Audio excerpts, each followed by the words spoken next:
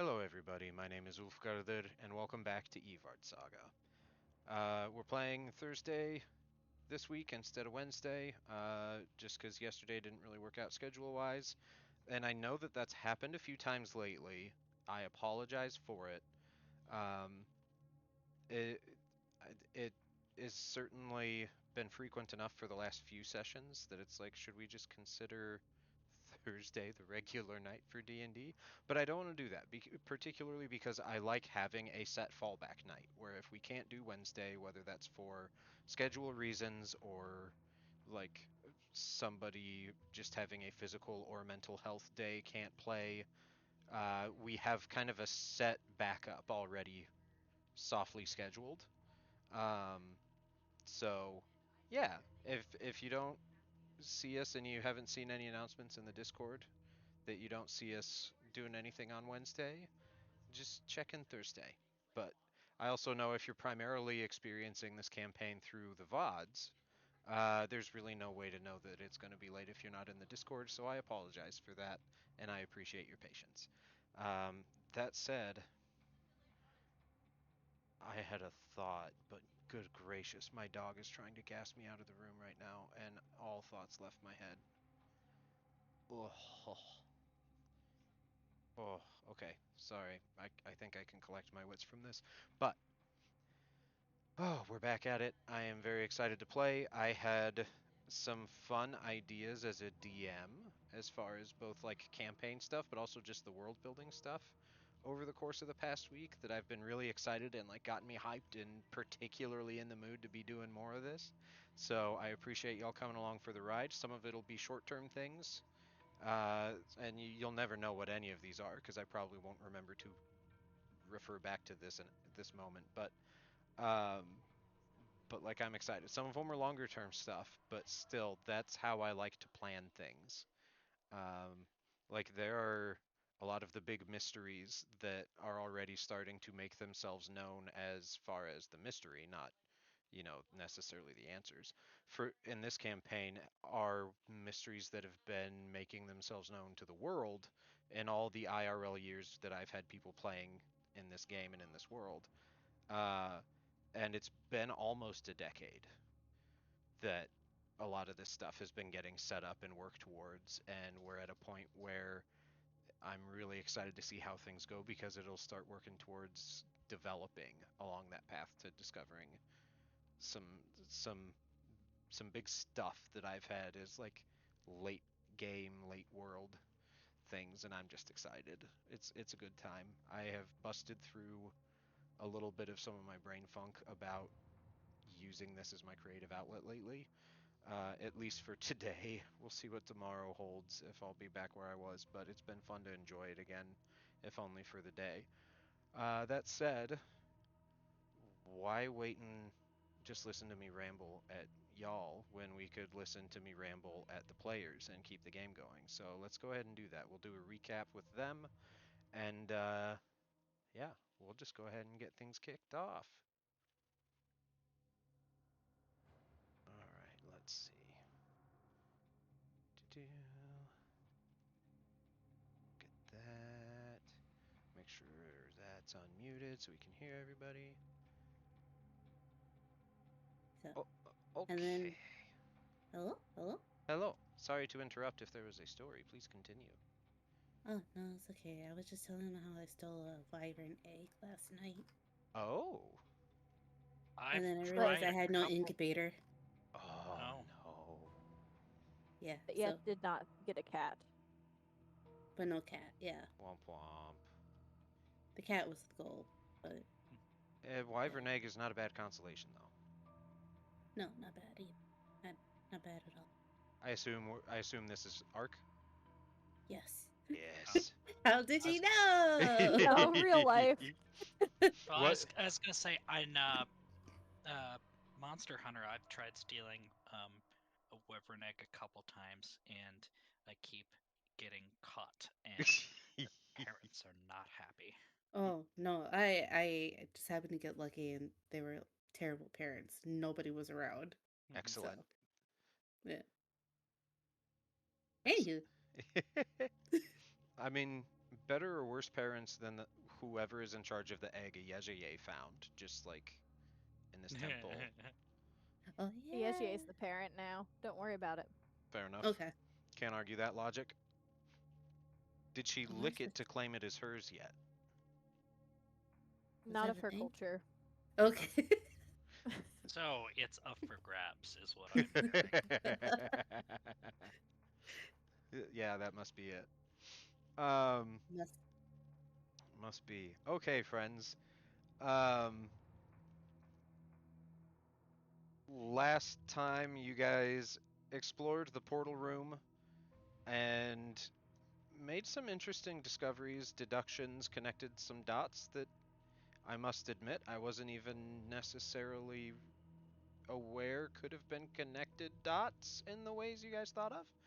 But that's Oh. one of the things I love about D&D being the DM is seeing all the ways you guys process things differently than I do. And seeing how you approach problems in the ways I could have never anticipated. And you debated how much time you wanted to spend messing with the portals and realized that your window to get back and meet your client to wrap this whole thing up and still hopefully try and get paid, despite the fact you don't have the item you were sent to retrieve. Uh, the time frame for that, if you were to leave like soon-ish, would still be somewhat tight. Because you've been gone. This is last session was the end of your 4th day, and it takes about 3 days to get back, and you had a 10-day window from when you took the quest to get back. So you're already looking at returning no sooner than day 7. So you guys made the call to not spend too much time trying to figure out the portals, and also, uh, I love this mantra that Nemo has of "Don't put ripples in the water." Just being, just very much being like, why are we fucking with this ancient stuff beyond our understanding in the temple of a death god? Uh, I, Because I, when else are you gonna get to fuck with it? that's a fair point. Fair point. Um, but also realizing like maybe this is not the time. We know how to get back here. Is it easy? De- But you do know how details. to get back. You could always come back and hire Ron to return. I'm sure he would love to come back down here with you. Mm. um, but yeah, so you did that. You did have a solid result on the last test that Cole attempted to try and get the portals to activate. It didn't seem like it was quite the full solution, but it was the biggest step in the right direction you guys had been able to manage with the different things you tried. Um, and then you decided you would have a rest here before starting the journey back. You would spend the time that you could during that rest attuning to some of the assorted magic items that you found, um, which you should all have gotten responses about that by now from me in Discord. I'm pretty certain you all have reviewed at least rudimentary what the things you attune to are capable of, because I believe we've all had discussions about it. Um, but then lastly, this purple square was Ayegie using the alarm spell, which is threading a magical wire around this 20-foot square. So anything that isn't any of you guys, unless she designated the spell differently, I don't believe so, but anything other than you guys that goes in there during your rest period would set off an alarm in all your heads so you could wake up and not be caught off guard. I mean, if something's within 20 feet of you, I would argue off guard is still fairly applicable, but it's definitely a very valid and effective safety precaution that a lot of seasoned like wilderness travelers and like proper rangers in Evard for hire, like Ron, that have some access to at least basic spells, because you guys might not have known this because you haven't really seen him do it, but through conversation it would probably come up eventually that Ron is a proper actual ranger. He does have a couple very simple spells he can do. He just hasn't really had a context in which they would be useful. Um, but Like it's all set up so that in this place that is potentially very dangerous with unknown creatures and who knows what else could happen. Shoko could come back and try and stab you in your sleep, for all we know. You have that nice, comfortable safety net of knowing that magic will keep you alert if something goes awry. And you are all able to attune to your assorted things and get some well deserved sleep after your day crawling through these ruins. Anything you guys would like to resolve during the rest or the early morning period, or otherwise I'm going to assume we're probably just going to get up and start the journey back. The one question I do have Mm-hmm. is that book on portals that Nemo was reading. Is that one in the Terran? It is. Okay. Yes. Shoot. I want more leisurely reading material. Okay, quantum mechanics for dummies. We'll see where we can find that. Oh, I need to start learning Terran. Or that. Or perhaps there are some glasses that are floating around. So You one should. of you did attune to the glasses overnight, so that is a possible discussion point. But yeah, I don't know if you guys would want to share what your items do during camp time in the morning or during travel. That is entirely up to you. But I will go ahead and inform you that your long rest in this unknown, uncertain space of this temple is undisturbed. Hooray! You don't have any Okay. surprises. The main thing is when you wake up, there is a small creature in the room with you, but Oh. it isn't bothering you. Uh, there's essentially kind of a not a carbon copy version, but more or less think of like a roly-poly bug that's about the size of a large corgi. No. And it's Okay. just kind of vibing in the corner opposite you in this room. And it doesn't seem to even notice you guys are there. But that is the first living creature that wasn't any of you that you've seen in this structure at all since you got here. I love them. Is it the giant isopod of friendship It, from Must be. Animal Crossing? it is not the giant isopod of friendship from Animal Crossing. Aww. What It's not quite morph that of giant. yeah, what morph of isopod is it? Uh, Is I muted myself halfway Is through. I got so excited. Are we looking at an orange giant Oreo Is it a rubber crumble? ducky morph? Rubber duckies are the best. I don't know what any of that means. It's okay. I'm gonna bring up pictures for you to see next time you're on the computer. Okay, thanks. I leave that in your hands. Okay, apparently there's um, morphs of. I hear morph and I think Animorph because I loved those books as a kid. Oh, Uh, yeah, and so that's I'm not like, what I meant. what?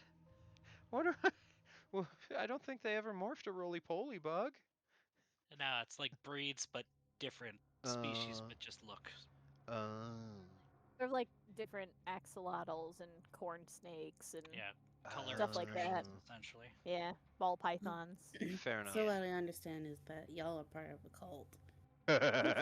Yeah. I know Once you mammals and see, mild birds.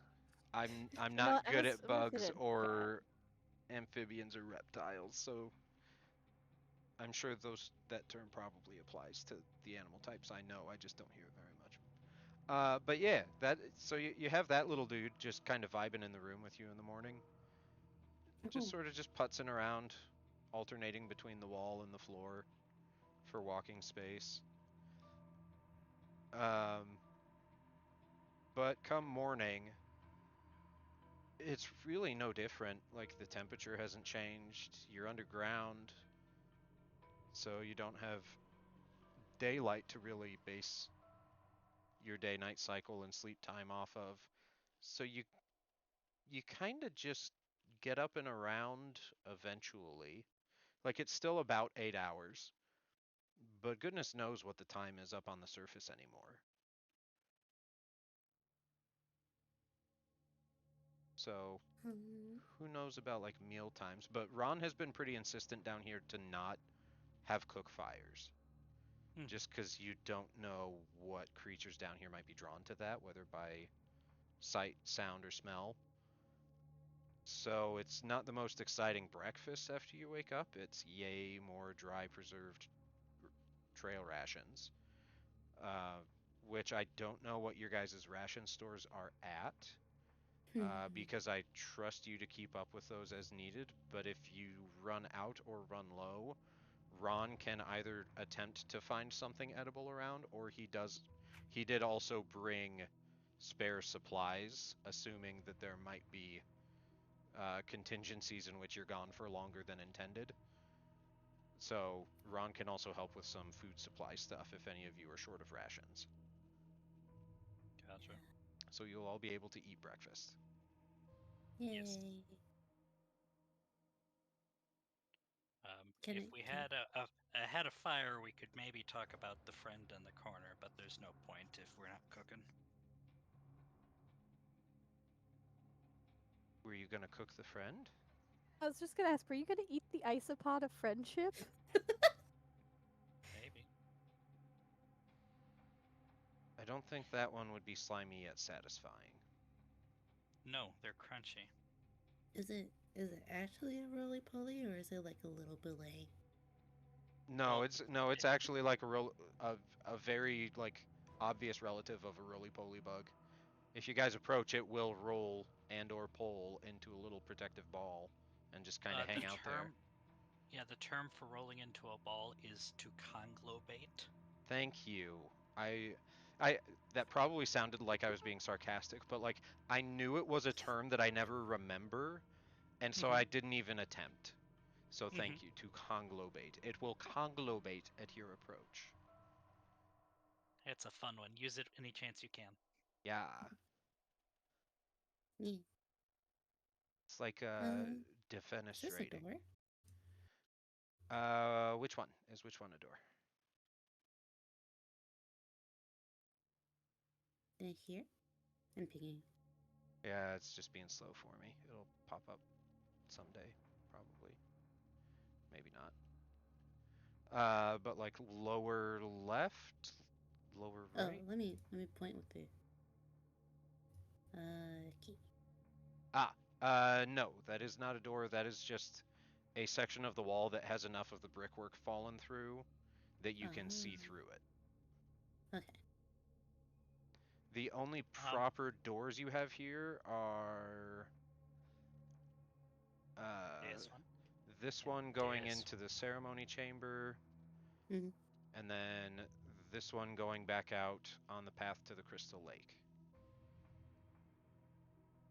Everything Okay. else, there might be some collapsed section of wall you could crawl through, but they're not intended to be a passageway. Ah. so as we're consuming our our brekkie, um, Cole's gonna hold up the tongue book and say, "Spell book, mine," and then he's gonna hold up the uh, oh my god, my brain just stopped working. It's the Are, prosthetic are arm. you gonna give yourself a hand? Yes, I, that's a good one, Ulf. You Thank just you. made me smile. Thank Thank you. you. DM And gets inspiration. Yes. exactly. Um, and so he'll hold up that and go, prosthetic arm, uh, magical to work. Couple fingers. Just kind of shrug. By a couple fingers as a reminder, in case the two of you that didn't attune to this forgot, this prosthetic hand is a polydactyl hand. It has 6 fingers. So for those who would consider ribbing me on it, it has a thumb and 5 fingers instead of 4, like a standard human hand. Yeah, but which finger doubled up though? The Uh, middle ones. I was gonna say the ring finger. You got 2 ring fingers on it. Ooh. Just be Why careful you can't don't it go. just be its own new finger? It might be. That's just the It's called the ding finger. the pinky on the outside of the hand still seems to have the proper proportions and like mobility of a regular pinky finger. I don't know. My left hand and my right hand, my pinkies can do different things. So in my hand, like left hand pinky has a distinct set of capabilities that right hand pinky doesn't. So that's why in my head it's a perfectly typical pinky. It can do all the things a left pinky can do. Uh so so the sixth finger is somewhere not on the outside. Just be careful what parts of the world you potentially wear that into, because somebody might accuse you of having slaughtered their father and wanting revenge. True, true. Um, shoot, and I think this is a left hand. It is a left hand. Yeah. Uh, but yeah, Cole will share that information and kind of look around. What did y'all find? Asia will hold up the comically small in her hands gloves. Resist acid. Pretty sure that's what it was, right? Yep. I could read my notes, but. And then holds up the once again comically small glasses. The lenses. She pauses. Translate spoken word to script? But only if the glasses hear it. And you Cole's won't gonna always cock his. understand what it says. Oh, is that subtitled glasses? Uh, sparing Pez from having to remember all the technical aspects. It, I mean, it's kind of yes, doesn't have punctuation, doesn't have capitalization, and will give you the language in the script of the language that's spoken. yes. So, like, if you don't know the language, you're still not going to know the language. You'll just be able to see it. If you don't speak Greek, but it's listening to someone speaking Greek, it will show the Greek alphabet, and you can say it's all Greek to me because it will be. How dare you? So unhelpful. So, not translation glasses, just auditory processing help glasses. That's so funny. It's legitimate, like closed captioning glasses. Look, I wonder who had those was deaf.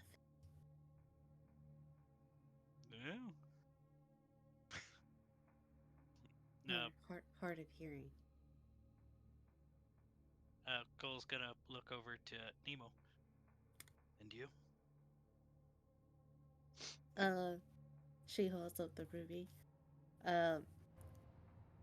Hold this to a weapon for 10 minutes and the weapon becomes your spell casting focus. Hmm. That's interesting. When Nemo holds it up, you would both notice that this ruby originally was like a very nice, clean, clear-cut ruby without a blemish on it, and now each of its cut facets, each straight side to it has some sort of like eldritch rune that didn't exist there before. Like last night? Correct. When you saw it the Oh. previous night, they were not on it. Hmm.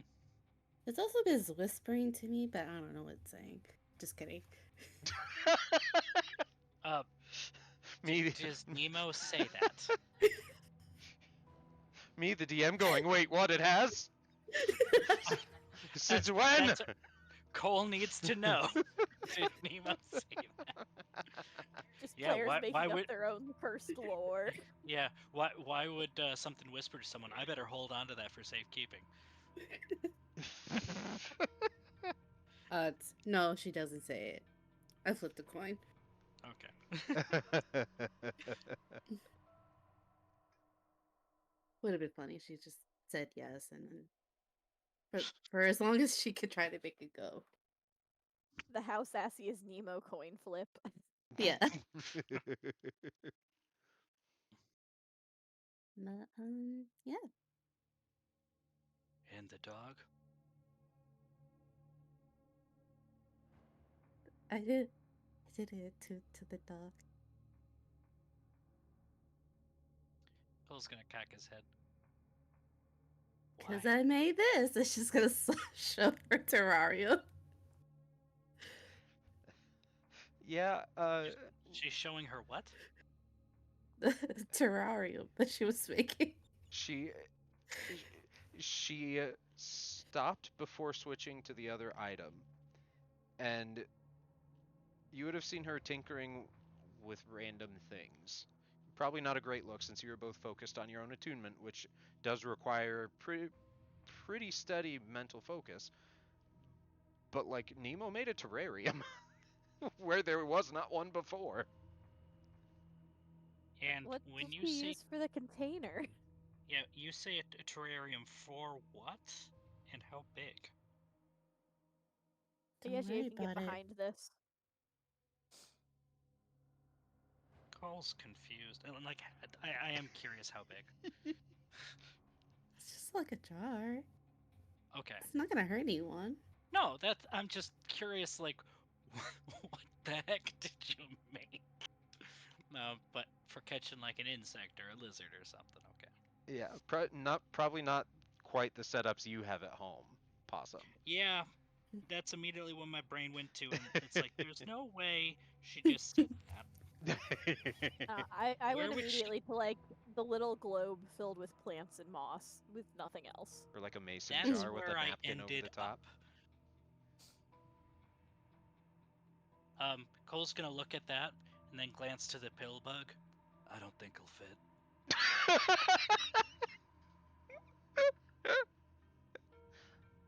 And she looks over. No, to be perfectly honest, I am afraid of bugs. Then that is for.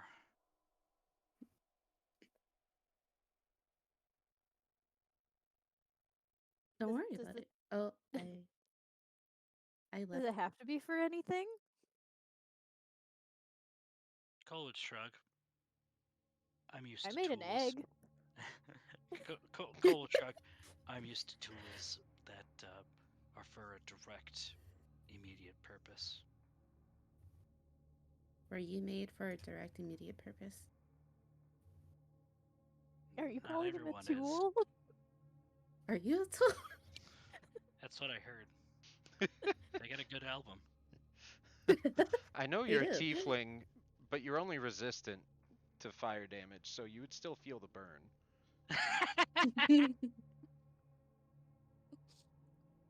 Glad we're still using our free actions to bully Cole. that was the DMs. Um, as you guys are sitting there discussing this terrarium, you notice Ron's ear perk up, and he just goes, "What in the? Have we seen any birds down here? I swear I hear a." And then you hear the flapping of feathered wings, so certainly not Shoko. And Ah, up on top of like the crumbled stone archway that you guys had to clear in order to get down here, like into the temple in the first place. On top of the archway there just appears a large black raven that like kind of chirps its beak at you a few times. Not chirps, but like clacks. That's the word I couldn't think of. Doesn't make a noise. It just kind of claps its beak at you a few times and then just goes sarcophagus juice and leaves. Thanks, Carl, for our first ever of all the fun new point redeems. Raven mimicry redeem with sarcophagus juice. the forbidden soup. The forbidden soup. Uh, so yeah, in the midst of your conversation about terrariums, you now have canonically been reminded of the word sarcophagus juice. Do with that knowledge what you will. Nemo Uh, puts a little terrarium. Either Terrarium is or. one I Terrarium. use. Terrarium away, like. And I'm glad to know that I'm not the weirdest thing down here. Cole's gonna give her a side eye, but go back to staring at the door.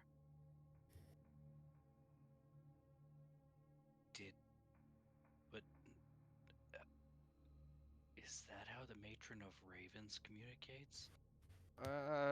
A friend of mine's a pretty stout follower of hers, and he seems to believe more or less, kinda, yeah, that they can just kind of show up anywhere.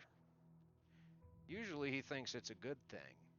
I'm not entirely so sure. I think it's just more of an indifference, more just like a curiosity, but I don't know. I've prayed to the Raven Queen once in my life and didn't have anything to show for it. What do you reckon that means? I reckon if it's supposed to be some kind of sign and somebody trying to tell us something, I am not the person to figure out what it means. You might want to go find a priest or a cleric and see if they could tell you. Yeah, I I don't. hear there's a new temple starting up in Aerith somewhere. If you're gonna help that 10th fella, it might be worth stopping up there and seeing. We can ask.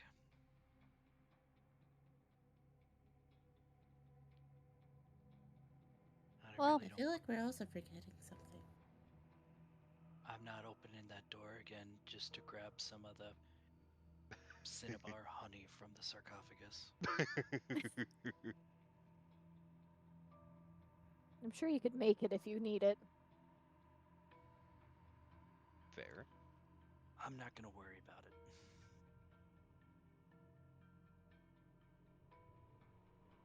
Well, Great talk. shall we get moving? I suppose. I'm ready when y'all are. Oh, does anyone wants this ruby? I don't really use weapons. Cole. Well, how big is this again? But Cole's interested, yeah. Uh, I want to say it's about an. I'm not gonna say yet because it'll be in my notes probably. Just in my mind, I remember hearing large. I just Yeah. need to know if that's comically large or just wow, that's a big ruby. As you hold it in your 1 inch Oh. diameter ruby. Okay. So That's large, but not perfectly fine. comically so. Yep. Yeah, I'll take that. But you already got the books. And the knife. I'll trade you the knife.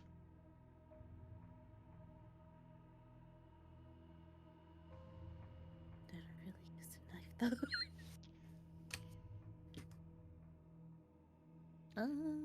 I could have use for it in certain situations. Um, as a reminder, Nemo, mostly for you, Rad, because I think Nemo would remember this. Like, that was an artifact knife. Like, Yeah, that is a piece of Milnok blade. history. You, as a professional assessor, could probably, if even if you didn't want it, could probably find somebody who'd pay well for it. Okay, I'll trade you. Honestly, it seemed like Shoko probably would have paid you for it if you guys had ended on better terms. Fuck that bitch. Alrighty. Well, actually, hold on.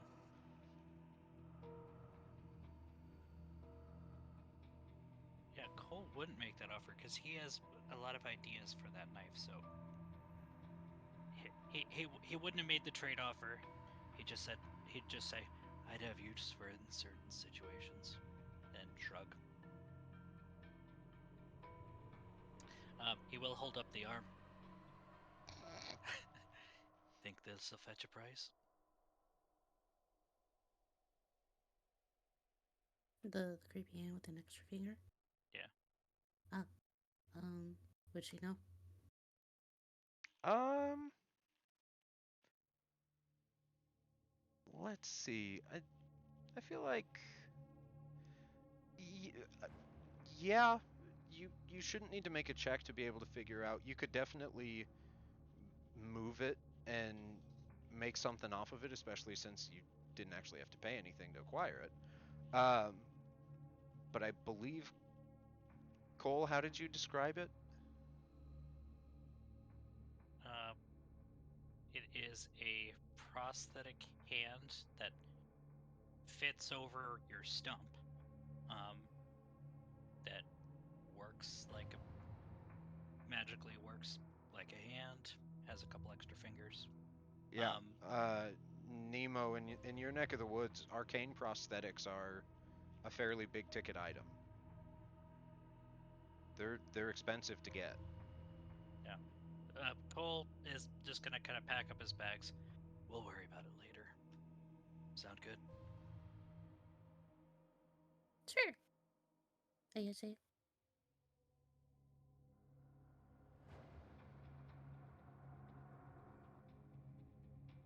Sorry, I couldn't find my mute button. Ah. Yejier just vague shrugs. She has no strong feelings for any of the things that we found, except for the stuff that she found and shoved in her bag. Okay. We'll negotiate later. Yeah, you've got some time to hash it all out. Okay. Everybody good to go then? Last chance before we leave the temple and start the return journey? Yep. Yeah, we're good to go. Okay. I would like to make sure DM remembers I have 2 bags of holding again. Yes, I do remember. 'Kay. Thank you for the reminder, though. Because you did spend time fixing. Yeah, so without further ado, Ron just slaps his hands on his knees and makes a very dad sound as he just, all right, stands up and starts leading you back towards the door. Cool. Cole's gonna gesture to Yejrie and Nemo. I'll bring up the rear. Fantastic. All right. Uh, are we wanting to make any of the detours we did around the Crystal Lake, or do we just want to get the hell back? I think we can head straight across. Okay. Yeah. Yeah. As you guys set off on your journey, you head from the burned Myconid village. It was a 3-day trek to get to here, mostly because the Crystal Lake is actually fucking huge. And so you've got about that much time before you get back to anywhere we've already actually zoomed in on during your travels. At one point in the trip, you start hearing some assorted sounds of different kinds of wildlife down the halls and the corridors, which Ron takes a fair bit slower. He doesn't necessarily try to go investigate anything, and when it's safe, he will explain that if we don't know what it is, but we can hear it, I'd rather not get closer to it, because if we don't know what it is and we can't hear it and it means us harm, that's when I'm concerned, and I don't want us to be apart from each other. So if they're making noise somewhere else, they're probably not after us. Although I swear I heard a fucking goose honking somewhere, and I don't know what animal down here would make that noise. And I fucking hate geese. Don't we had the stupidest route of bad luck because a goose was in a cage on our ship once, and we'll tell that story some other day. But no, I'm not going that way. Let's go this way instead. And that's about Ron's energy for the first day. But you guys,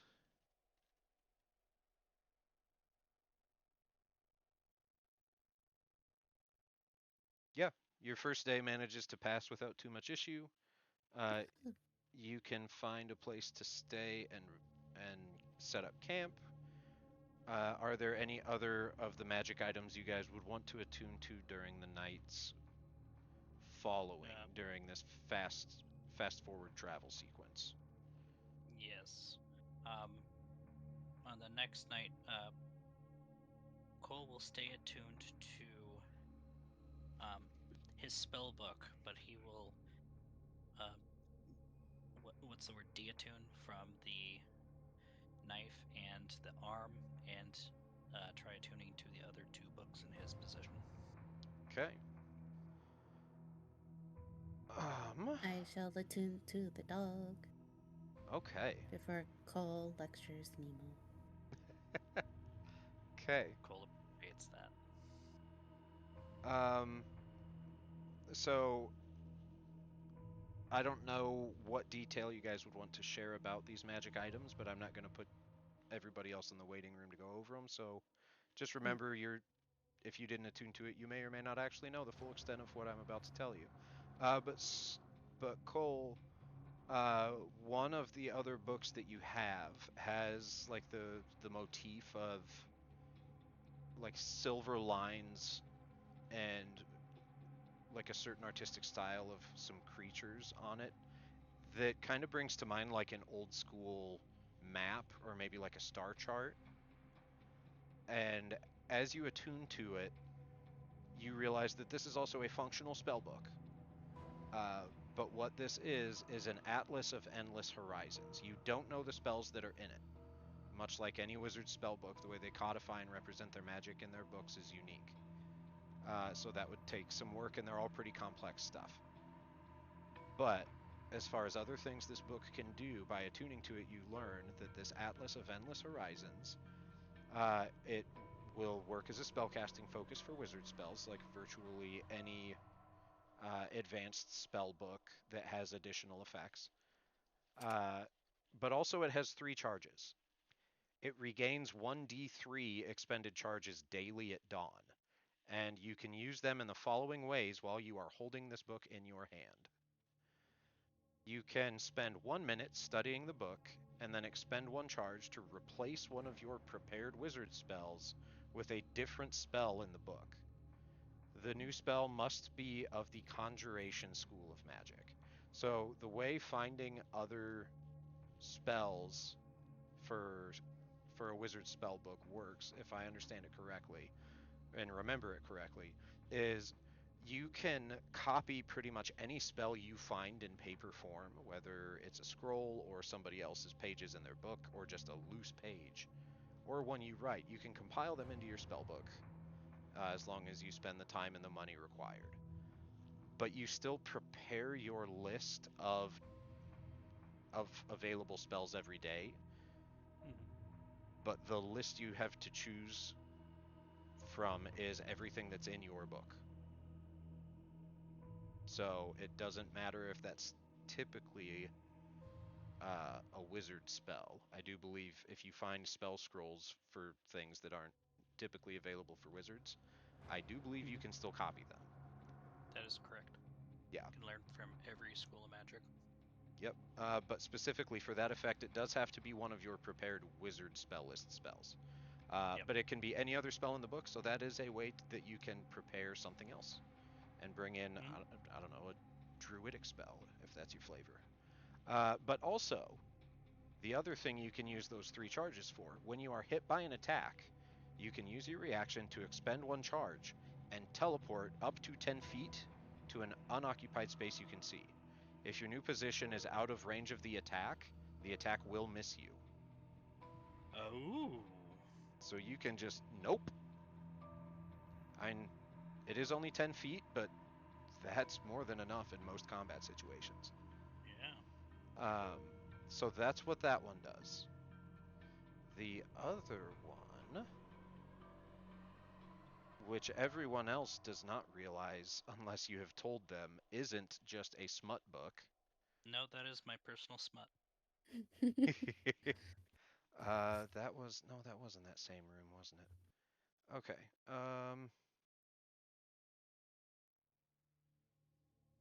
Okay. What everybody else reads as Creatures of Myth and My Wonderful Wiles, a an absolute cheap and cheery, shitty smut book. To you, this is a as a proper name for this type of magic item. This is a duplicitous manuscript. Uh, as an action, you can change the book's appearance and alter the plot of the romance that everybody else sees when they're reading it. It does have other spells in it. um, but while you're holding the book and attuned to it, you can use it as a spellcasting focus. And this one also has 3 charges expend that you recover daily at dawn, like the other one. But these are the ways you can use it. One is pretty much the same as the other one. You spend 1 minute studying the book and expend one of these charges. You can replace one of your prepared wizard spells with a different spell from the book. But the new spell must be, instead of conjuration, it must be an illusion spell. And then the other effect you can do is when a creature you can see makes an investigation check to discern the true nature of an illusion spell that you have cast, or they make a saving throw against an illusion spell that you cast, you can use your reaction and expend 1 charge to impose disadvantage on that roll. So you can bolster an illusion and make it more believable. Gotcha. So that is what your other recovered spellbooks do. And Nemo wants to attune to the dog. Okay, so Nemo, you attune to this small little onyx figurine of a mastiff, and if you had suspected it before with player knowledge, I don't know if Nemo might have heard of these or dealt with them before, but this is an onyx dog figurine of wondrous power, which is a proper magic item. Um, with this spell, or with this item, you can use an action to speak a command word and throw the figurine to a point on the ground within 60 feet of you. And the figurine transforms into a living version of whatever it is a figurine of. So, in this case, a large black mastiff. And the space where the creature would appear is occupied by other creatures or objects. It doesn't become a creature. There has to be room for it. A lot of other effects just say, find the nearest space. That's not how these work. But the creature will be friendly to you and your companions. It will understand your languages and obey spoken commands. If you issue no commands, it will defend itself but take no other actions. Each what are the stats on this? Because each one is specific to each form of animal that this magic item can be. So the dog becomes a mastiff, or the dog becomes a mastiff. The onyx statue of the dog becomes a mastiff for 6 hours at a maximum. It has an intelligence of 8 and can speak common. I did not remember that. It It, could talk. it also has dark vision out to a range of 60 feet and can see invisible creatures and objects within that range. Once it has been used, you can't use it again until 7 days have passed. So it's a very powerful friend, but only every now and then. Okay. But you do have that, unless you decide to unattune from it, that is a thing you have. Um, you do feel in the back of your estuary that there's some other sort of like something about this figurine, but it might take a little work to figure out what it is that would just be within your own head. But something about it is not quite what you would have expected. But it'll take a little time to figure, so we won't dwell on it now. But that's something we could always RP in Discord if you want. Okay. Sus. But okay. I am nothing as a DM if not sus and or extra.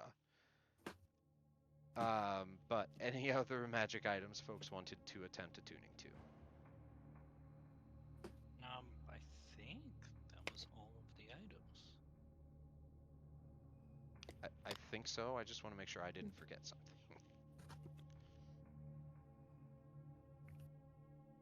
No, I think that was everything.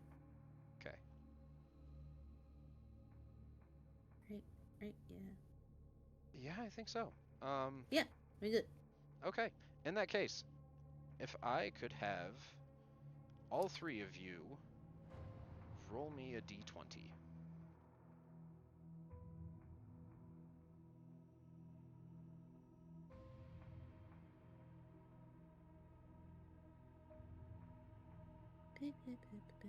Hope it's golf rules. A D20, you said? Yes, please. My bad. Pez, what did you say? I hope it's golf rules. Low roll better. Oh, yeah, maybe.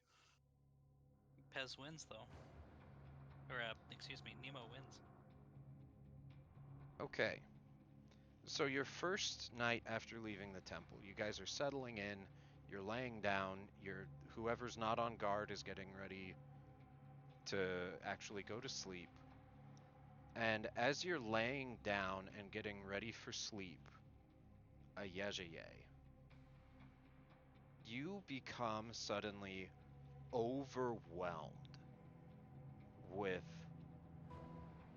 thoughts of the mind rot and this responsibility that you feel to help protect your people from it, and the effect that the Bastard Pharaoh's War is having on the periphery of your homeland. And it is just too much. It just slams into you from the back of your mind as you're trying to unwind from the day's travel. And you just cannot help but feel this overwhelming sense of anguish, and you start to weep uncontrollably. And when the rest of you look and see this, I'm not sure who would notice it first, whether it would be a Yvardsaga, or if it would be one of you guys, or if it would be Ron. But whoever notices first will realize that Yvardsaga, you are not simply weeping. You are weeping straight fucking blood. Do with that what you will. You can explore that. It's zoomed in a I'd little rather bit. not. I'd rather not If you want. explore that thing. You don't have to. You gave her anxiety. But like, You messed she's up a perfectly good monkey is what you did. You gave it anxiety. But yeah, you guys would see her just start sobbing. And even from a distance across camp, it would be very plain. You could probably even smell it in the air that she is weeping straight blood. To the extent that Ron would come over and be extremely concerned. If I die on Ron's watch, does it come out of his paycheck? Even if it's like a brain aneurysm? oh god. I suppose that would be between whoever handles your stuff and Ron after the fact.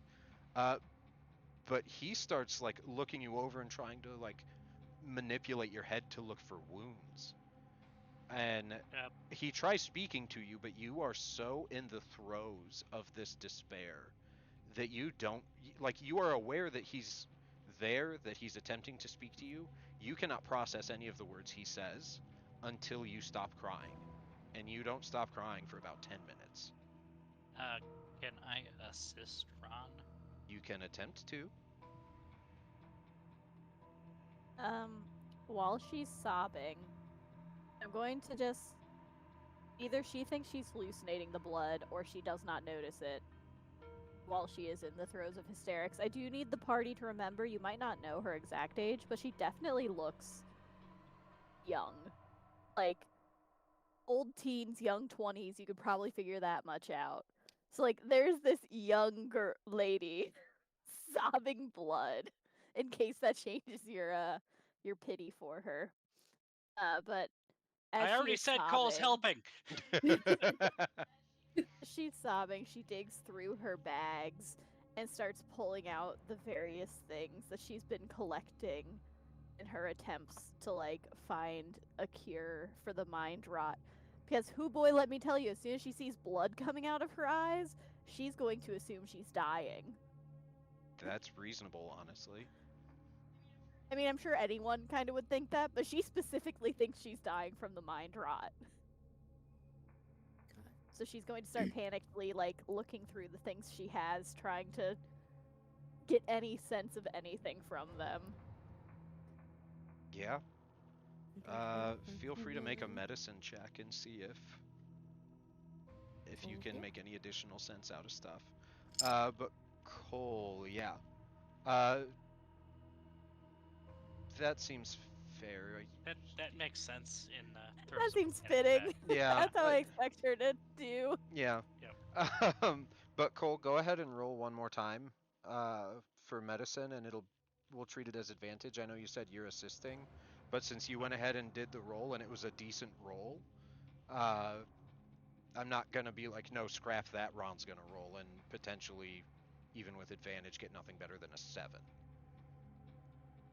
Okay, there you go. Yeah, Yejier, it's just too hard to focus. That and the fact that everything you've collected, whether as some sort of a specimen or uh, even just like a random trinket that makes you think of some sort of idea you had or question you want to ask the right person, any sort of little memento like that, let alone the actual written notes that you've taken thus far, and any surface you have where you've written things down, it would be very distressing and distracting to realize how much of the blood you were crying is all over your hands and your arms and your fur. And so trying to like reference and sort through your stuff without just coating them in blood would also be a huge deterrent to being able to focus on what you're trying to accomplish by reviewing all that stuff. So you feel there's a sense of catharsis once the crying stops. The underlying cause is definitely still there, but it's not crushing you anymore. Anything after that point is still what you have in your mind is more the thoughts themselves, but not necessarily those overwhelming emotions, if that makes sense. They aren't they've been split apart and you are now lacking the heaviest bit. I think what you mean to say is she's now dissociating heavily, but she did manage to not Correct. vomit. Fair enough. Yeah. Um so Cole and you and Ron look a Yejier over and start like I imagine the two of you probably have some sort of small hushed discussion between yourselves of like, have you ever seen any? Have you ever even fucking heard of anything like this? I'm not sure I have, and just having a little exchange there that we don't have to go into detail with unless you want to. Yeah. Um, Is it some she ate? Is it Ebola? Who knows?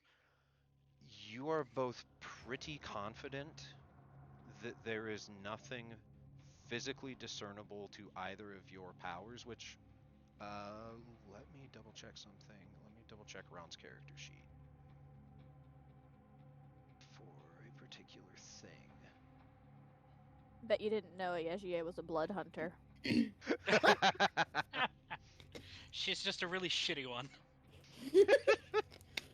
She hunts her own blood. Wait. Exactly. Wait, huh? A blood hunter who's afraid of blood. Oh, that's funny. I Or seek it a out so that I hemophiliac. can run away. Exactly. Okay. There's no thrill like it. I am proficient in medicine, if that matters. Okay, that's what I was wanting to check for Ron, which he's not proficient, but he still has a decent modifier to it anyway, just from base skill. Um, you're both pretty confident that there's no like common ailment or injury that you can think of that would cause this strange and specific an effect.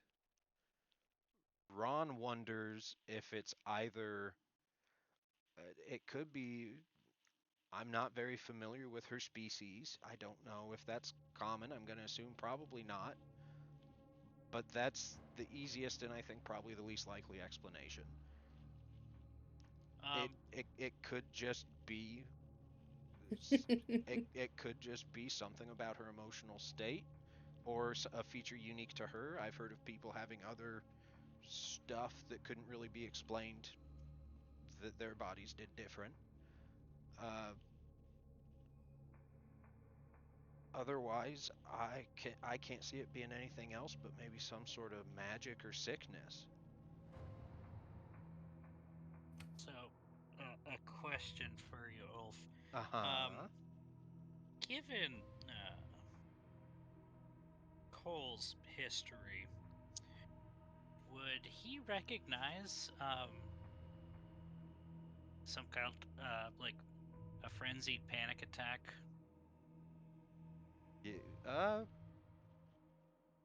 I think there's a pretty good chance of it. Yeah. Go ahead and make an insight check with advantage for that. So we go. If they're having this conversation after she has stopped crying, she is now compulsively prestoing everything to try to get the blood off of it, even if it can't get rid of the smell. It's like, washing your hands until they bleed, but with presto. That fucking 20, baby! Hell yeah.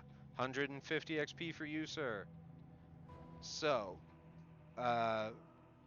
also, I don't believe that you have room for it, but also calling back to that as your lens for making that check and getting a nat 20 as a result, I would say is also worthy of an inspiration because that was very clever.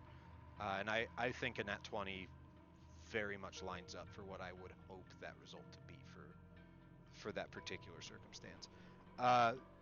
You have seen that level of intensity of uh, whatever name you want to call it or whatever variant of similar condition, whether it's a panic attack or uh, possibly even like convulsions from a head injury.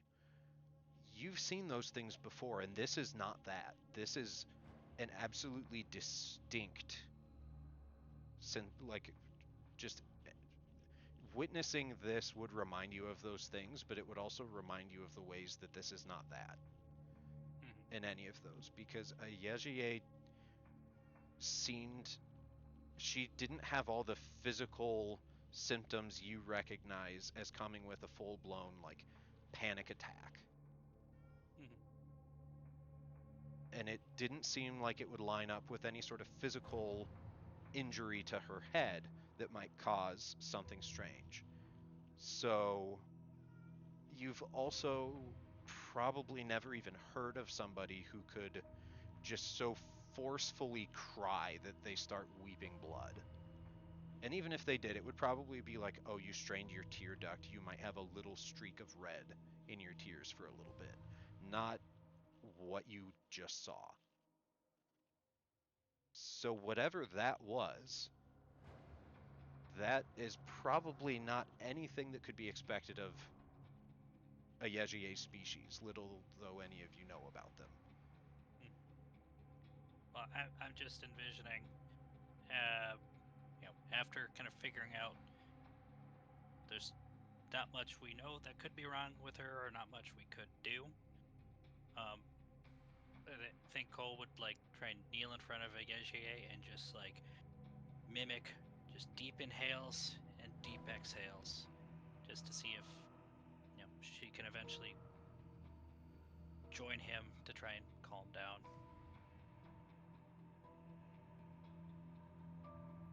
So he knows this isn't a fun experience for anybody, but he doesn't know anything else to do to help. Yejiye, would you allow Cole to attempt to like coach your breathing? She is unaware of him. Fair enough. Um, Yeah. um, He's not making Good. it worse, but like, go ahead. oh, um, could Nemo switch on her visor, so to speak? You could. Is there anything that could be causing this? One Like, if second. it's not a physical thing. That's fair and a reasonable conclusion to investigate next. Let me pull up the description of everything that Oh, that can that you are able to apply your thing to. I'm just looking at the rolls, and Pez only got a 6. Nemo got a 3. What's happening next? I was like, I felt so safe in the middle of the rolls, and I was like, little did we know it was the fuck middle me, I roll that was guess. gonna get No, it was specifically 6.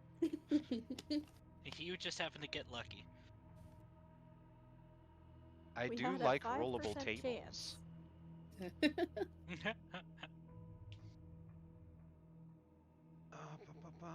Wait, I'm thinking a number of between 1 and 20. 6. You got the bubonic plague. Fuck! No, it's Ebola. I suppose it would stand out with that medicine check that, like, I do believe long ago it was established that Ebola, or essentially a version of Ebola, does exist somewhere in Yvard. Well, And if you've heard of it before, this is like with that medicine check, I'd say that you would probably be able to remember what you'd heard of such a distinctive set of symptoms, that this is not that, because it was only her eyes. Yeah, not everything. Um, But for the joke, it's Ebola. okay, fair. I mean, I am the largest creature here, so if any of us was going to lose that much blood, I guess me being the one to do it is the best choice. Fair. Um, Don't lie, you would wish it would have happened to Cole, but you're okay with it, no one else losing blood. Nemo might try to collect it. Be careful. Ooh, good point. no, no, no. No, she'd never do something like that.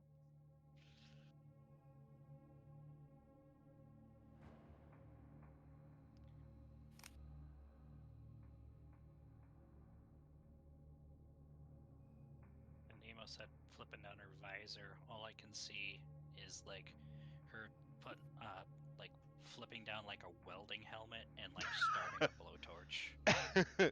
All right, That's time to clean, time to cauterize those puppies up so they stop bleeding. Exactly.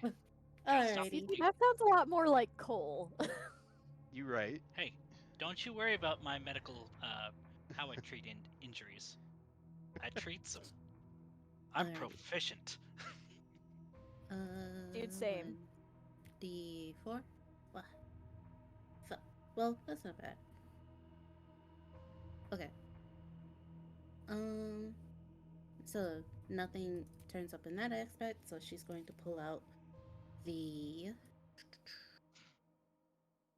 Kyungtun's ointment. Okay. I'll go over to Yejie and like try to calm her down and take a dose of the ointment. And which would be more funny? Smearing it on her eyes. No, she just started like smearing on Ayoshi's face and like, I think this will help. And then takes one of like, since Ayoshi kind of like turned out her bag, more or less. She'll take a cloth from Ayoshi, wipes off the blood off her face. Yeah. Pockets the cloth. That's the price. That's Also, the price of Nemo's assistance is one soiled rag. of your blood. Also, Pez, your low rolling is very in character tonight. Like, way to go. It's I'm method acting. Yeah, exactly. And it's great. Yeah, Yeji like barely notices Nemo either. She's still just muttering her presto spell over and over while Nemo is just manipulating her face. um, Very akin to another character I had in Trauma. It's great. it's great. It's good times. It's a good recurrence. Yeah, it's you definitely are just kind of experiencing what you're experiencing while the world happens around you, much like a proper dissociative state often feels like. Until Nemo finishes smearing that ointment on your face. And that ointment, Nemo, as soon as you are done applying that, before you even get to like wipe your hand of it, it lights up and emits a very bright, like pure white hue. And like pulls off of a Yejiye's face and begins to just like hover as like a floating inkiness in front of her face. And the He farther took it her gets soul.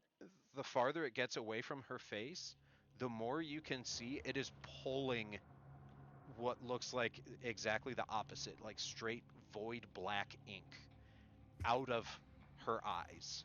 Ayejiye, you see this, you are experiencing this, and it's horrible, but I'd rather not. it doesn't hurt. In like visually and just like being the one to experience this, yes, it's extremely distressing, but physically you feel like you are waking up from the best sleep you've known in your adult life. You just feel so relieved and so like fortified. And all of that inky just muck that comes out of Yejie's eyes into this white floating ointment gets wrapped around in that glowing whiteness, and it all just implodes on itself and disappears.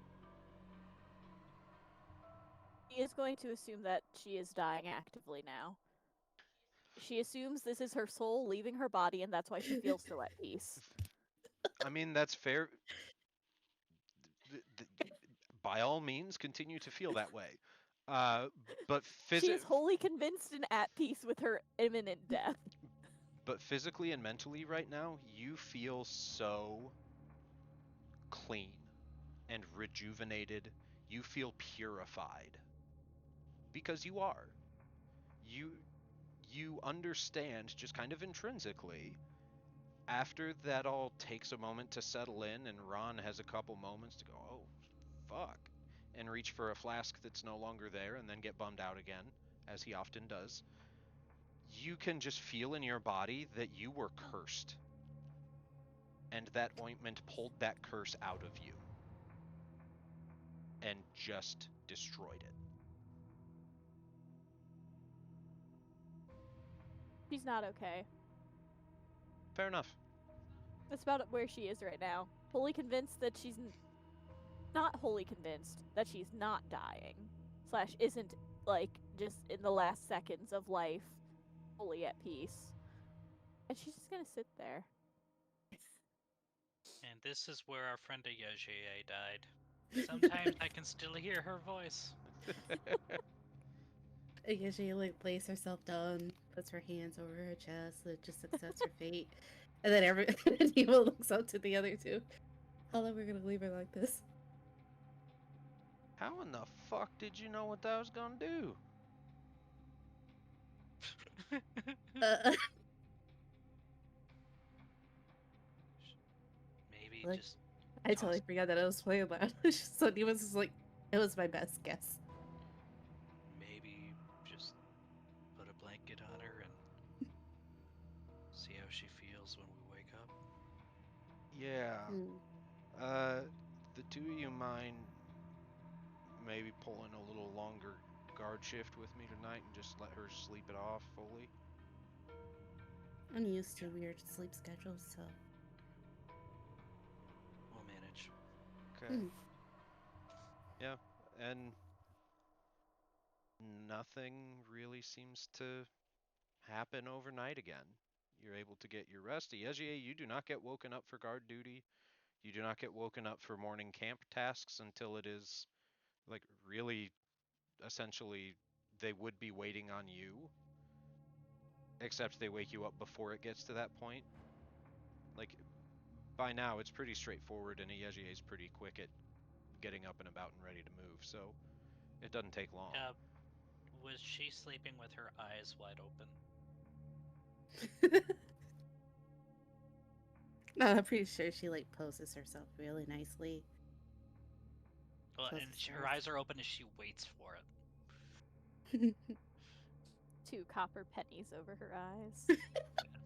Who put those there? She did. I don't know what she's I don't know what she's on about. She's fine. She pulled them out of the stone chest, which is the weird part. She came and got them. Place them over her own eyes. Definitely not going to cause another curse or anything. Certainly not. Certainly not. Well, at this point, you're dead. What's gonna happen? What are you gonna do? Curse my soul? Fuck you. Oh my. Meanwhile, he was like, "Who's gonna tell her?" Uh, She's working through some things. Yejier, what were those about? Or am I just now seeing super late rolls? Oh yeah, those. They're late rolls for you. Yeah, Okay. that was when we were talking about doing things, her perceptions of them. Okay. Yeah, she rolled really low on wisdom, hence why she was 100% certain she was dying. Okay. Yeah. No, they just showed up These on are the my rolls I screen. make behind my own screen, but you get to see them now because it's linked to Okay. Roll20. Fair enough. Um, but yeah, come quote unquote morning time. Yejier, as you start moving and getting up and about, to be fair, you slept fair. great. I think she's still gonna be a little traumatized. Oh yeah, no, by all means, Oh, yeah. bear that trauma. But like, 8 hours of sleep erases trauma. We heard it here first, folks. Yeah. yeah, Physically, feels great. What are y'all looking so tired for? yeah, pretty much. But like, as soon as you start showing signs of consciousness, Ron will come over and just take a squat next to you and quietly ask, "Hey, you doing all right? You doing all right? You feel like you can move?" Welcome back. Big blank eyes staring straight forward, couple blinks.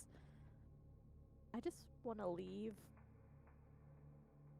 Good enough. I'll keep us going then. You just let me know if for some reason you can't keep up. I'm not gonna leave you behind because I would not be surprised if something feels off for longer than just last night. Ron looks over his shoulder, whispers to AJ, "You're the only fucker here who's saying that I trust." Please don't leave me alone with them. Well, if Ron wasn't here, I was gonna call it a racist curse for going after the only non-tiefling, but Ron is here, so. These motherfuckers. But yeah, Ayeshier is. I mean, she's always pretty quiet, but she is like deathly quiet. Very Yeah. reserved during the next part of travel. Yeah. Until we get out of the caves, we'll see. Fair. So how you feel, Yoshi? My body talk. is fine. Yeah. Would have been ashamed you died down here. Yeah. But good thing these lowlives and thugs, and these scum of the earth, were here to help you, right? You're also the reason I'm down here. And I mean, the you reason I wanted the went money. into a death temple. No, you guys can have my cut. Well, good. I mean, I'll take it if it's there. But I didn't come for the money. She came for the mushrooms. Surely didn't make the situation worse. Cole stops and thinks, I didn't think about mushroom poisoning. And continues walking.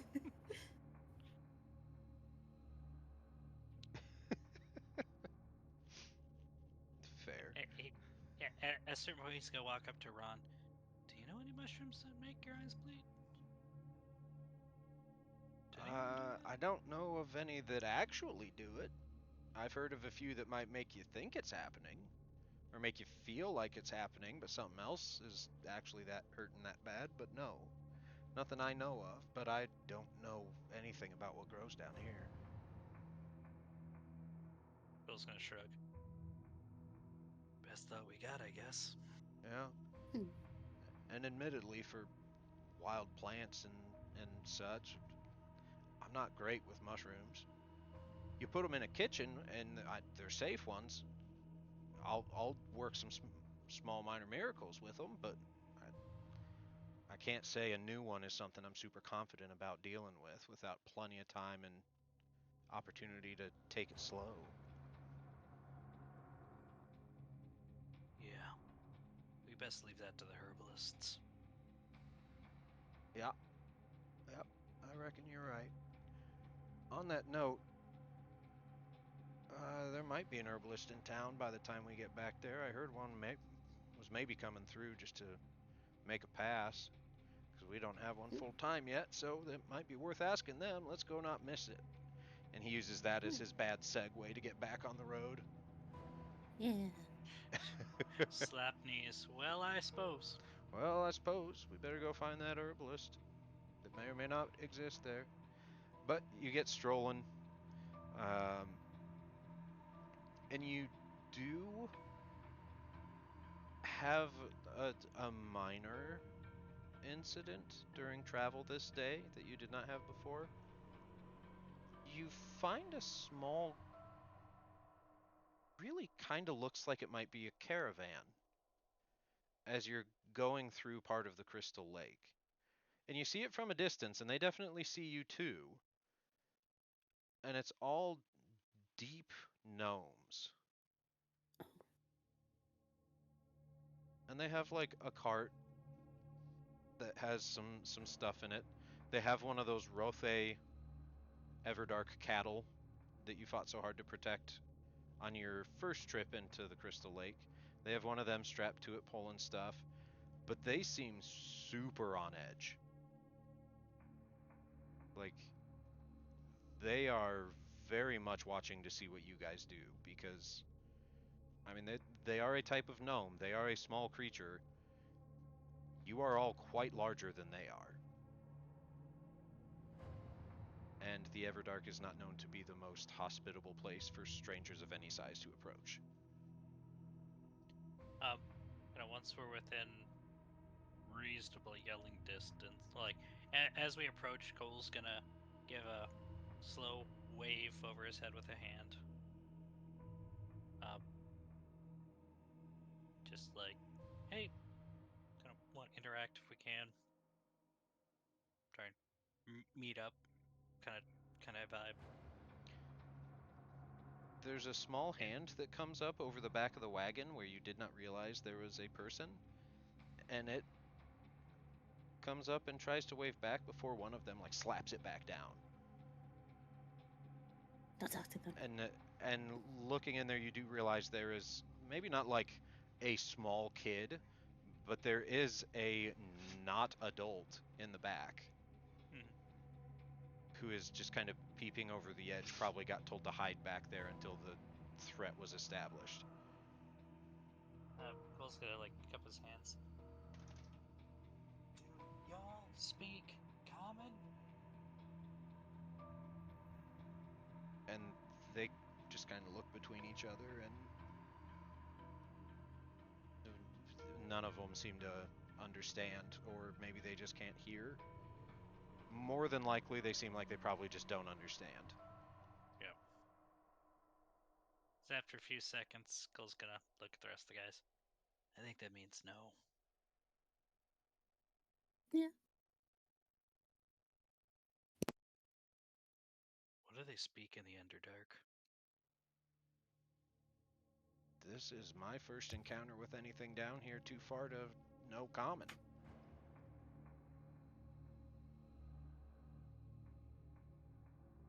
I don't know what they speak down here. I suppose, maybe, I'm not sure this will work. And, alright. Normally I know it's my job to cover y'all, but can one of you cover me while I do something that might be fucking stupid? I gotcha. Yeah. Alright. And he takes his crossbow, like, unslings it off his shoulder, unloads it since he travels with it loaded, uh, and he hands it off to whichever of you is nearest and willing to take it. But he does it like as a very big display so they can see from a distance that he is relieving himself of weapons. Mm-hmm. Um, and he'll leave. blanking on what he has for a side weapon. He has a spear and a mace. He'll also hand over his spear, but he'll keep his mace and his like utility knife on his belt, so he's not fully unarmed. But he will approach them and still with an elevated voice, but he'll get a little bit closer than just so he doesn't have to make quite as much noise as Cole was having to do from this distance, mostly because you guys know Ron is pretty uncertain about what creatures live down here, and he takes that uncertainty pretty far. But you guys haven't had a ton of wildlife encounters, so maybe someday if that holds, he'll loosen up a bit. But it's also his fucking job. But he starts walking towards the gnomes, and we'll see what he does after we take a break, because the dog needs to go out, and it's about time we take a break anyway. Ooh. So, y'all do your wellness that you gotta do, take care of yourselves a little bit, even if that's doing nothing at all, and we'll be back in a little bit. Okay. Alright, chat. I gotta go quick, because this dog is impatient, but y'all know how this works. Do what you gotta do, be kind to yourself, whether that's a snack or a drink that you are excited about that maybe you forgot you had waiting for you, go find it. Go find it right now. Even if you're watching this as a VOD, you might still have a little bit of ice cream left. Or like a spare little kid-sized bottle of Sunny D you randomly got someday in a loot drop last week. Enjoy it. Go have fun or do what you gotta do. And we'll be back as soon as I can get this dog taken care of, and we'll figure out what Ron's up to. We'll see you then.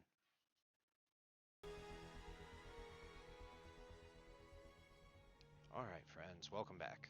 Sorry for the delay on the break. Taking the dog out is always a variable of how long she's going to take. Sometimes it's 30 seconds or less. Thankfully, I don't think she's ever fully done it to me on stream before, but sometimes it takes her 20 minutes to get all her business done. But we're back, and I hope y'all were able to do something to take care of yourselves and show yourselves the kindness you deserve, because you deserve it, even if you don't think so. I have been dealing with a lot of brain stuff, as is usual. Those of you who have been following the channel know that that's just kind of a constant thing for me. And I try to be open about it, because I think that's something our society could improve upon, particularly with male combat veterans. And, yeah, before I start beating that subject again too many times, I appreciate y'all being here. I'm excited, and I've been really, really looking forward to the next stage of this campaign and this story, and I'm glad y'all are here with me. So be kind to yourselves. You do deserve it. That's circling back around. That's what we're getting at. And that's one of the reasons I enjoy telling this story in this format with D&D and gameplay, is hopefully it tells stories that you guys like. And if you're tuned in watching this, I would assume and hope that at least something about this you actually like. So yeah, I hope it can do something for you, if only to distract you from the other things in life for a while that we all need distracted from time to time. Now with that, let's go figure out what Ron's up to, shall we? Alright, we'll get going. Make sure everybody's unmuted where they should be. It causes me to sneeze.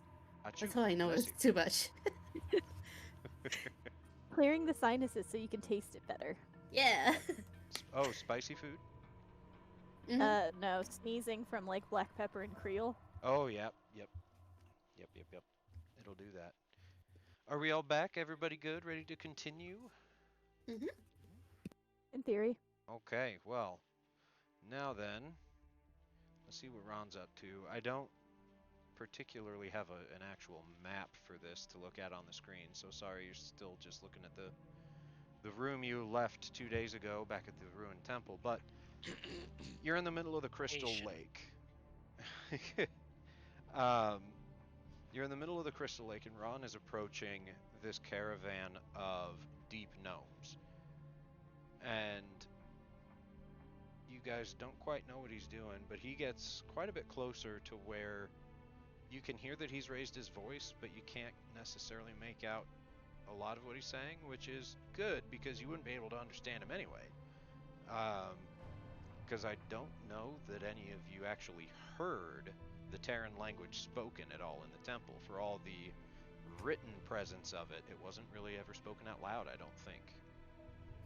No, I don't think so. Somebody cursed. Yes, I believe that was about it. Was you heard Ron have a string of curses after the fight with Shoko. Yeah, the sailor curses. Yeah, when you really got to see the sailor cursing come out, and you didn't have to speak Terran to know what he was what he was letting fly. But if you get close enough or you try a little harder to focus in on it, you can actually hear what the Terran language sounds like. And at least a Yejier, to you, it would sound mildly familiar. Because many of the languages of your homeland are descended from the Terran language. It is like the parent of many of the languages spoken in your neck of the world. Giant, Dwarvish, Gnomish, Orcish, all in Yvard are descended from the Terran branch of Primordial. So there would be little nibs here and there. You might catch words that sound like really old versions of a word you know that probably doesn't even mean the same thing anymore, because that's how things go. But it would still be just kind of an interesting little experience to hear a snippet of it and to hear it spoken so fluently, because this is a language you just don't hear on the surface of the world. Nobody has a reason to speak it anymore. Anybody who did is either long dead, or they have newer, more relevant languages to speak. But for whatever reason, these guys still speak it down here, and Ron is establishing a conversation in it, and they do seem to hit it off as far as being able to functionally communicate without a hitch. They still seem fairly tense, and I do need to make a roll for Ron. Actually, before I get any further. That ain't the one. Oh, good. He's really great at this. Hey, he did all right. Yeah, if you guys have ever wondered at Ron's full name, it's on there on his roll. Yeah, we've noticed. Okay, I wasn't sure if you'd noticed. But also just for those watching, because I don't know if his full name ever got actually spoken on stream. But yeah, they seem to relax a little bit. At one point, you see Ron kind of like not quite like a jolt or jump in surprise, but has a moment where he sees something he did not expect, but nothing comes of it. He settles down to his base level of relaxed, at least for this interaction, and he comes back to you guys after about 15 minutes, and he comes back in and he just has his thumbs up and comes and grabs his stuff back, and he says it's all good. They understand we don't mean them no harm, and they don't want to cause us any. They're just passing through, same as us. It's all good as long as we let them get out of our path a little bit, and we'll go around, back behind them. They won't suspect we're coming up to try and overtake them or anything, and they'll not try and fight us. But down here, they assume pretty much anything on 2 feet that walks towards them is probably going to attack them. Apparently, that's just how it goes. Oh. Yeah. Well, what made you jump? Oh. Well, they had a little one in the back of that wagon, and it wasn't the only little one. I don't even know what they meant by the word they used in reference to this, but it was essentially an infant, one of those mushroom people.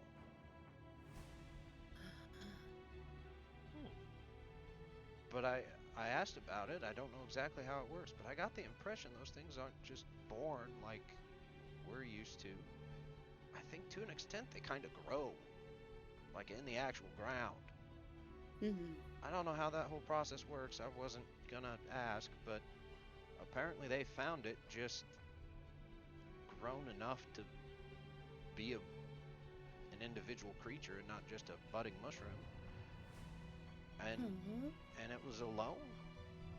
They may have been, I don't know if they were in or near the village we were at. I don't know if it's a survivor or an orphan, and it was just in a form we didn't recognize, or if it's from the surrounding area and whoever was supposed to take care of it just happened to be in town, or died somewhere else. I don't know. But they don't really seem to know what to do with it. In the absence of that village, they said, is long-term going to be pretty bad down here. So anybody else trying to come down here after you guys, I've got my work cut out for me. But at least now I know to expect shit to turn up. Those myconids apparently stabilize a lot. And I'm not just talking about, the cavern walls. Apparently they keep peace pretty effectively. They scare a lot of stuff down here. So with them gone, there's kind of a power vacuum. Who knows what'll come in to take it, if it'll be something that thinks and reasons or something that just takes on instinct. I'm not sure which would be worse, but I don't intend to stick around here to find out. Good to know. Yeah. I did tell them who was responsible for that fire. So if they see an Owlin or a Goliath with an injured face, they know to steer clear. Smart move. Yeah. Yeah. I maybe told them to go ahead, and if they think they can kill or capture them for their own safety, they should probably strike first. Just that seems to be the way things work down here. Yeah. And I don't think Shoko should have the chance to jump on other people the way she jumped on us, so they might not fare so good. Maybe I'm just bitter and want to see her get busted, but I don't know. We'll move on. And he just grabs his stuff back. Yeah, we have complicated feelings about it, for sure. Yeah. He kind of pulls out the little onyx bastard, looks out at it, looks at those caravan, looks down at the dog. You alright there? Do you think they'll get more use out of the little onyx guardian?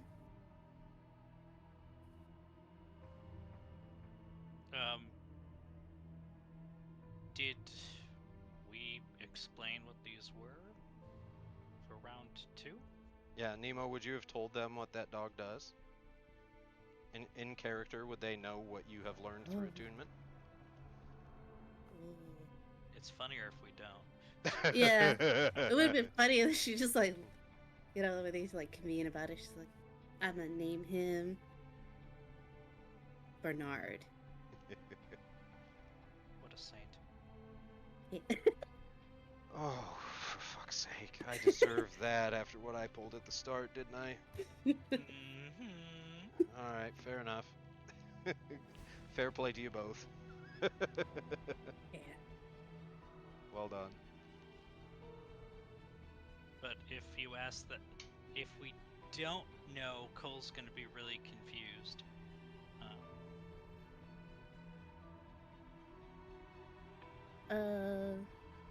It's a very,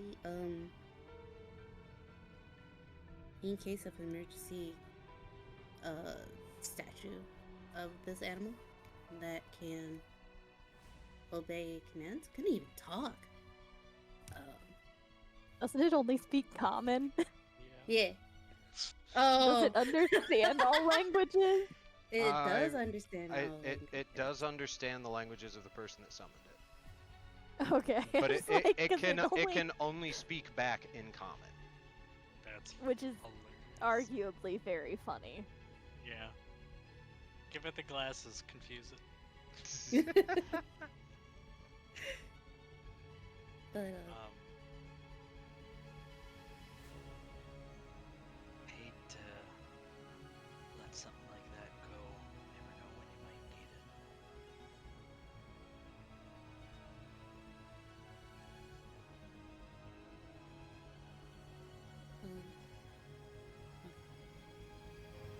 Nemo wants to keep the statue. So Cole just gave her an out. Okay.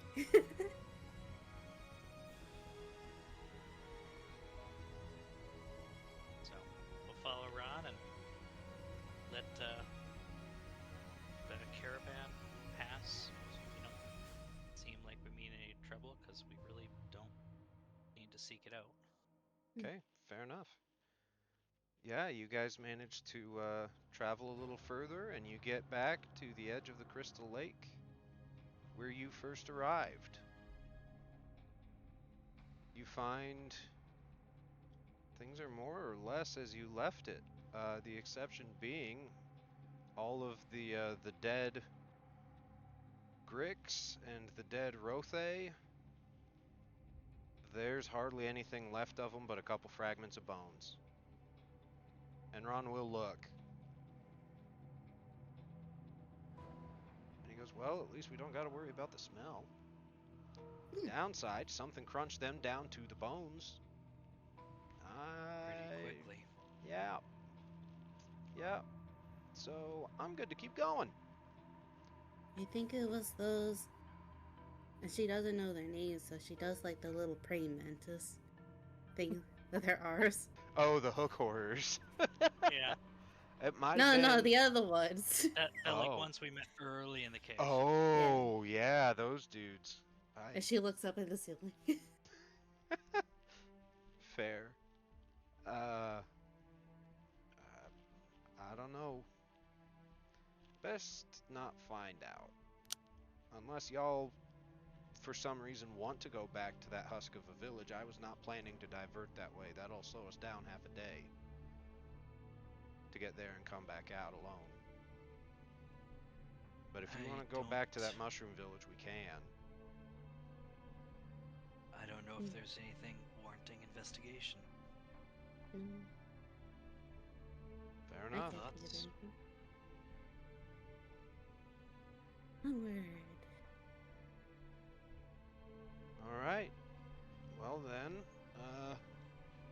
within a few hours we should be back at the workshop. Find 10th and pick up whatever he wanted us to take to town. And with that, you guys start ascending the ramp at the edge of the Crystal Lake and going back into the significantly easier to navigate tunnels, because most of this area has been enormous caverns that you have space to move in and get lost in. But from here on out, as far as you remember, there's not much room for error, except for picking the wrong tunnel and committing to it. But at least where you came in here, there aren't really a lot of choices, so it's a pretty straight shot back home. So you got that going for you, which is nice. As you get closer to the workshop, though, Ron pauses. And he points up in the tunnel ahead and he goes, about half a mile up there is the workshop. And I can sense there's something else there that wasn't there before. There are fey creatures in that workshop. And I don't know what to make of that. Oh. So we should... I've dealt with some fey creatures a long time ago in very different circumstances, and I'm scared shitless of them to this day. I don't like getting that ping on my senses. So be prepared. You know how many? I don't remember if I should remember. I play Rangers all the time, but I can't remember if his thing tells him, so stand by.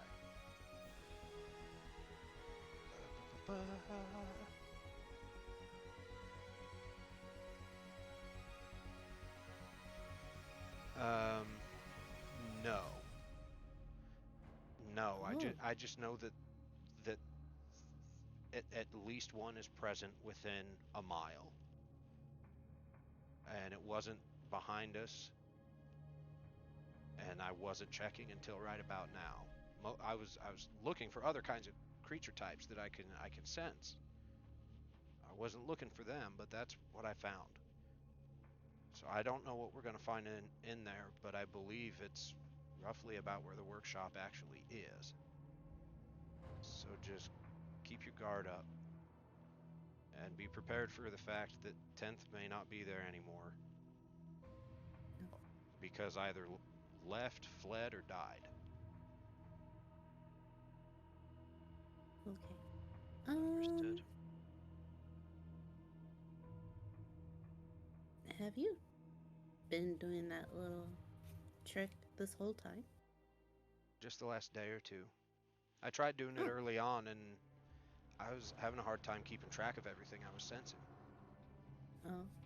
Down here, there's within a mile, we've been within a mile of, at any given time, at least one aberration, some sort of draconic thing, definitely Ooh. some elementals.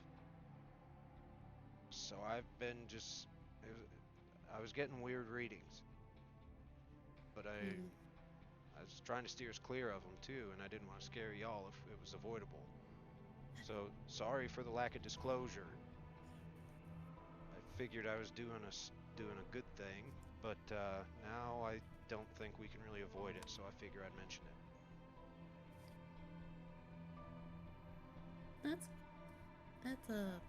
That's a thing. Cole's pretty unfazed. Yeah. Makes sense. I mean, I picked you two up, but I've known that since before we came underground. Yeah. That ain't no thing. I've served with Aasimar and tieflings aplenty. Yeah. Some people get No, stupid no, about no. it. It's more like there were other things. Oh, well, I'm not sure I And I could pick didn't up on know. all the other things that you seem to be able to. When we were in the temple, I didn't pick up on anything you said you could. Oh. Yeah. I wouldn't think you would. Anywho, what are the rules of engagement? If it even looks like it's gonna hurt you, I don't care, fight it. And I will do the same. If it looks like it's gonna hurt 10th or pressure, if they're still alive when we get there, I will follow your lead. Because I don't know the story, and I don't know the dynamics, and I don't have great qualms about killing, but I prefer not to do it just on a whim. If they wrong somebody, I don't want to get in the way of something getting made right, you know? But if you guys want to pick that fight and not wait, I'll back you up. And if it's just the two of them in there, I am still going to try and figure out what and where anything funky might be. But you guys can stand down as comfortable as you feel being, and I'll keep watch. The Scale Boys are constructs, right? The what? The Scaly Boys, the Drakes. They are not. Would Ron be able to pick those up? As a matter of fact, yes, he would. They are still present. Oh, okay. Well, that's good. Well, at least something draconic's still around. I don't really get very accurate location sense, just kind of distance. But we've been moving in one direction, so Yeah. I get directionality enough. Yeah. They should still be outside, I would assume, unless 10th brought them in if they're his. Which he did say they were his, I think. Yeah, he said he made them. Yeah. But yeah, what I was trying to get at is like if they're still present, then there's a good chance maybe the Fae is not here to cause harm. I hope Hopefully. so. Maybe they're just keeping a distance. If we're lucky, it'll be something like a quickling that's mostly harmless and just wants to be a little dick. Oh. Ron, remember when I said there was someone there? Yeah, Maybe it's the person. maybe. They did run away. So. Maybe. I don't know. I reckon we ought to go find out, though, in case something's bad. They might need us. Mm-hmm. We have to go that way no matter what. Yeah, yeah. Alright, so if you think you might want to fill your hand with something, Best do it early. And he checks his crossbow and starts making his way up the path. Yeah, so Cole's gonna have one hand on his handy dandy spell book, the black and silver one, and the other hand he'll just gonna keep walking with his staff. Fair enough. Yeah. Yajir will get out her spear in one hand and an egg in the other. Jazz hands. Nemo has nothing. As you guys get closer, before you get quite so close as you are on the map, Ron will... He won't stop or, like, signal for a stop, but he will kind of get up front of the rest of you and get your attention, and he'll point at his nose and, like, mimic sniffing, and then point to a Yejier and mimic tears running down her face. Oh. He can smell blood. And as you guys get close, you can see it on the floor. And it is not old. You hear a little bit of clattering and knocking around somewhere further in this particular complex of ruins and ruins. There's not like a ton of loud kerfuffle going on, but there is activity, and it didn't sound like the normal stuff 10th and Pressure usually got up to here. Well, I don't believe 10th bleeds, and I'd be shocked if Yeah. Pressure bleeds a blood that smells like normal blood. Yeah. So there's hope. But also much more questions. Many more questions. Okay. Well, I'll go in. Ron goes in and starts clearing the rooms with his crossbow. Yeah, Cole's gonna be right with him. So Ron looks one way, Cole looks the other, essentially. And in this main workshop room, you do find 3 distinct sets of blood stains, because they're not really puddles. They're not pools. They're more just like there was a bunch of blood that just went everywhere. And it just kind of... It didn't have a chance to like drip or coagulate. It looks weird. You can't quite figure out what happened without a check. But it definitely doesn't look quite normal, like if a body died here and just bled on the floor. But you see 4 weapons on the ground. Here there is a dagger. Here and here there are short swords, and over here again there's a dagger. There are no signs of corpses that would have created all this blood. Arcana check. So Cole's gonna quick glance in this room before coming up and doing a check in this room. Gimme. As far as he's concerned, we can do more investigating later, but the sound of a struggle still going on, or something. That's the Yeah. first place to check. The room up above you, that hallway, something's happening in there. It sounds like it's not at a full pitch right now, but you can hear voices, you can hear movement, and things aren't going great. But before you go that far, Cole, just hold thine horses for a moment. I've been yoink. Yep. The GM yoinketh and the GM yeeteth away.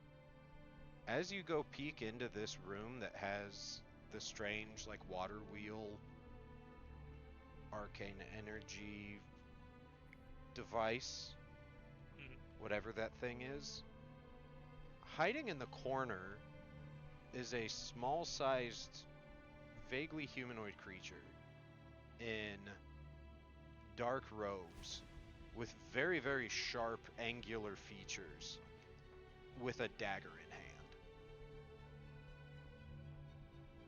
And it looks like it was absolutely hiding around the corner waiting for you guys to move on. So, stand by while I get you a visual, because I thought I had it pulled up and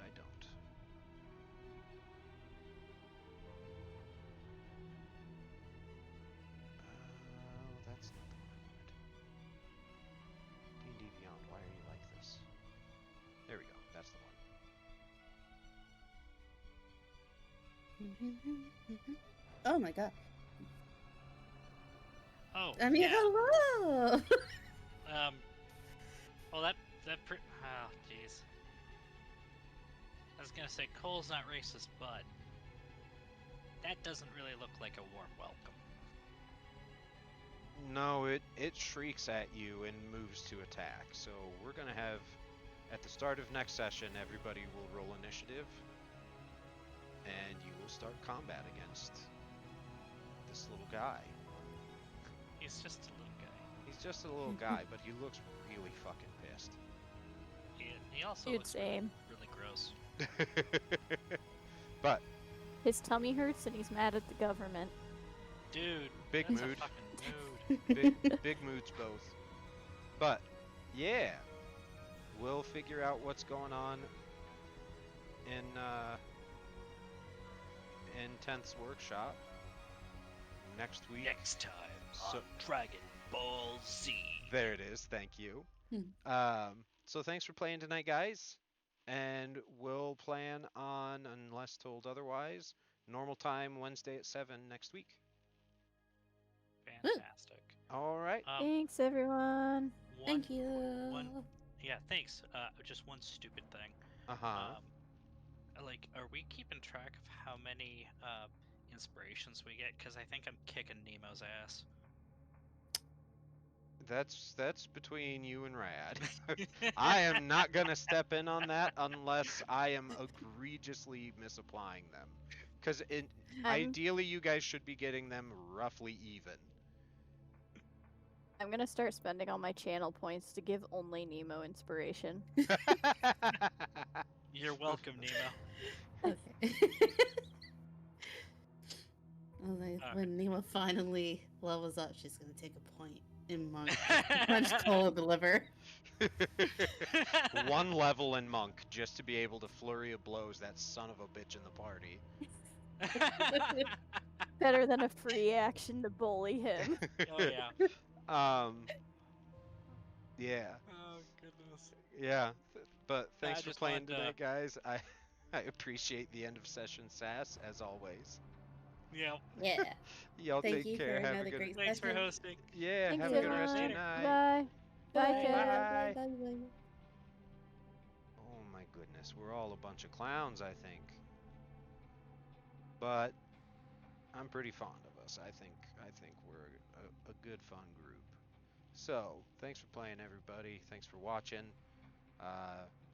I am very appreciative. Combat Carl, it's good to see you again. I know you have been very occupied lately, so it's good to see that you have been freed of your government restrictions. Government restrictions, in air quotes for those of you who